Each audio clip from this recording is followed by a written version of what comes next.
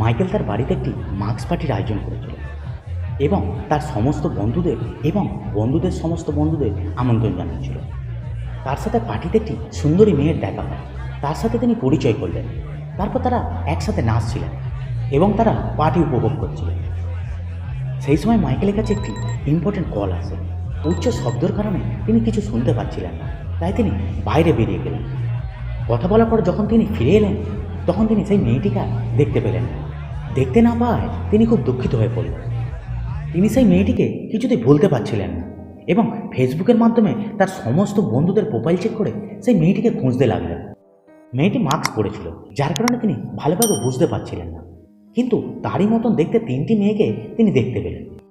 এই মেয়েগুলির দিকে ভালো করে তাকিয়ে জিনিয়াসরা কি বলতে পারবে যে মাইকেলের সাথে কোন মেয়েটার পার্টিতে দেখা হয়েছিল? ভাবো ভাবো।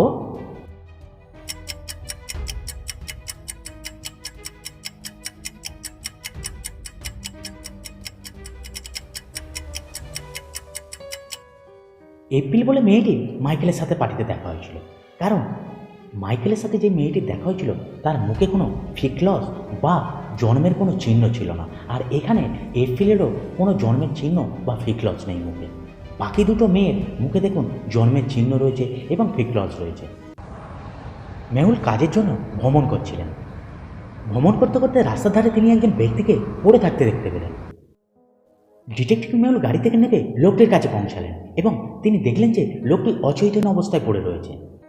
মেহুল লোকটির চোখে মুখে জল ছেটে মেরে লোকটিকে তুললেন। তারপর মেহুল লোকটিকে জিজ্ঞাসা করলেন যে তিনি কেন এখানে এই অবস্থায় পড়ে রয়েছে। তিনি মেহুলকে বলেন যে আমি আমার বন্ধুর সাথে ভ্রমণ করছিলাম। আমার বন্ধু গাড়ি চালানোর সময় বিয়ার পান করছিল, তাই আমি তাকে বারণ করছিলাম। সে আমার কথা শুনছিল না, উল্টে সে আমায় গাড়ি থেকে ধাক্কা মেরে ফেলে দেয়, তাই আমি এখানে পড়েছিলাম। লোকটির কথা শোনার পর ডিটেকটিভ মেহুল তৎক্ষণাৎ বুঝতে পেরে গেছিল যে সে সত্যি বলছে না মিথ্যে বলছে, কিন্তু জিনিয়াসরা কি বলতে পারবে সে সত্যি বলছে না মিথ্যে বলছে? ভাবো ভাবো।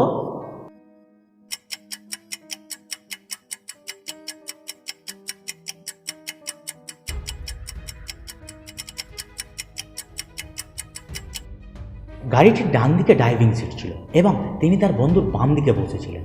যদি তার বন্ধু তাকে গাড়ি থেকে ধাক্কা মেরে ফেলে দেয় তাহলে তার রাস্তার বাম দিকে পড়ে যাওয়া উচিত ছিল। তাহলে তিনি কিভাবে রাস্তার ডান দিকে পড়ে রয়েছিল? তার মানে তিনি মিথ্যে কথা বলছেন। ম্যাক্স তার জিনিস সম্পর্কে খুব ওয়াকিবল ছিল।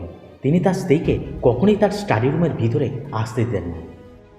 একদিন ম্যাক্স যখন বাড়িতে ছিল না, সেই ফাঁকে অ্যানা তার স্টাডি রুমের ভিতরে প্রবেশ করে।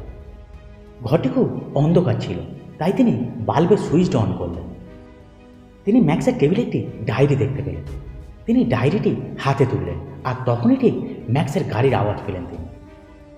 তিনি তৎক্ষণিক সব জিনিসপত্র আগের জায়গায় রেখে দিলেন। তারপর তিনি বাল্বটি অফ করে ঘর থেকে বেরিয়ে পড়লেন। ম্যাক্স এসে সরাসরি তার স্টাডি রুমে গেলেন এবং তিনি তৎক্ষণাৎ বুঝতে পারলেন যে তার স্ত্রী অ্যানা তার স্টাডি রুমে ঢুকেছিলেন। জিনিয়াসরা কি বলতে পারবে এই জিনিসগুলির মধ্যে কোন জিনিসটি দেখে ম্যাক্স বুঝতে পেরেছিল যে তার স্ত্রী তার স্টাডি রুমে ঢুকেছিল? ভাবো ভাবো।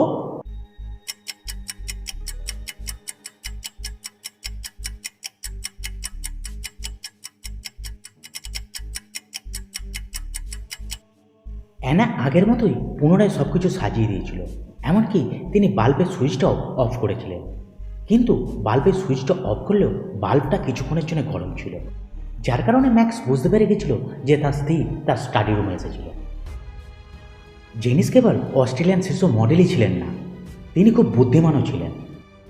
একদিন একটা ছেলে তাকে প্রপোজ করার চেষ্টা করছিলেন, কিন্তু জেনিস তাকে তখন বলে, আমি আপনাকে একটি প্রশ্ন জিজ্ঞাসা করব।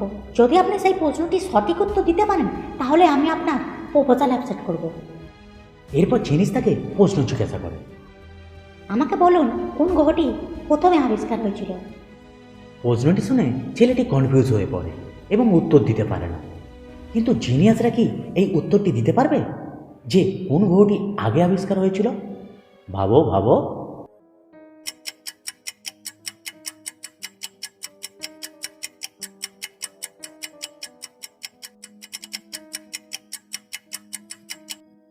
পৃথিবী প্রথমে আবিষ্কার হয়েছিল।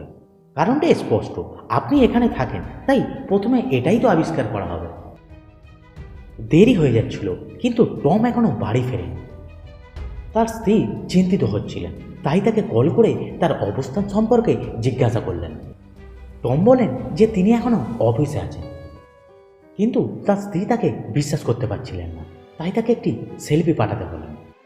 টম তার স্ত্রীর কথা মতো একটি সেলফি পাঠালেন।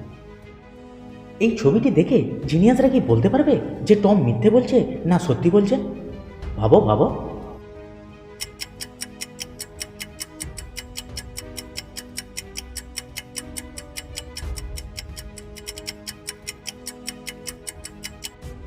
তোমরা যদি ছবিটিতে জানলাটির দিকে দেখো তাহলে বুঝতে পারবে এটি দিনের বেলাকার ছবি, আর এখন তো রাত্রি হয়ে গেছে। এটি একটি পুরনো ছবি যা টম তার স্ত্রীকে পাঠিয়েছিল। তার মানে টম মিথ্যে কথা বলছে। ভিডিওটিকে দেখার জন্য ধন্যবাদ।